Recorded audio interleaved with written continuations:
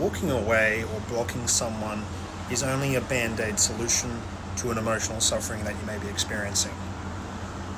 It's not a sign of true strength. A sign of true strength is perhaps unblocking someone. We're talking about a romantic partner here.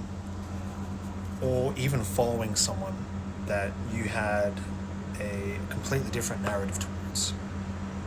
Like blocking someone, to be truthful, the reason people block someone generally, especially someone they're more romantically interested in, is because they have significant feelings for that person.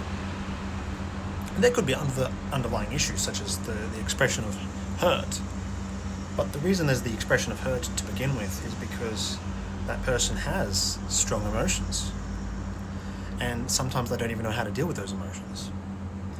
And to try to change things, as strange as this sounds, to try to even, they want the other person to be drawn closer, and to rectify this emotional suffering, they actually block the other party. And I know this from experience because I've been on both sides. And so I know what it looks like inside someone's head. And it still fascinates me to this day. And I hate it. I really hate it that people paint this disgusting image of the other person in their head, to be honest. They paint them as a narcissist. They don't want the other party to be successful and fine without them. Weird shit like this. And there may be some minute validity to this, because sometimes that's just the hurt speaking. But really it's because the other person cares, right? We've got to get rid of that old disgusting image out of our head and see the real truth behind this. And the real thing is, if you were the person who's doing all the blocking, you're holding on to a tight rope, in a sense. That's literally it. You're holding on to a tight rope. We're not talking about past employees. We're not talking about people who've commented on your comment section who've said weird, demonic shit. We're talking about actual romantic partners or love interests. And you've known them for some time. And there's this sort of mixed or hot-cold attitude that's happened up and once in a while, some type of oscillation, a fluctuation. And the whole blocking thing, that, is just a sign that someone's holding onto a tight rope.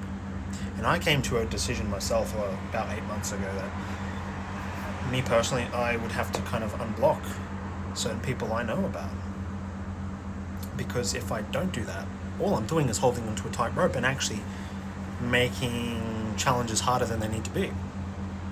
Even if they are seeing other people.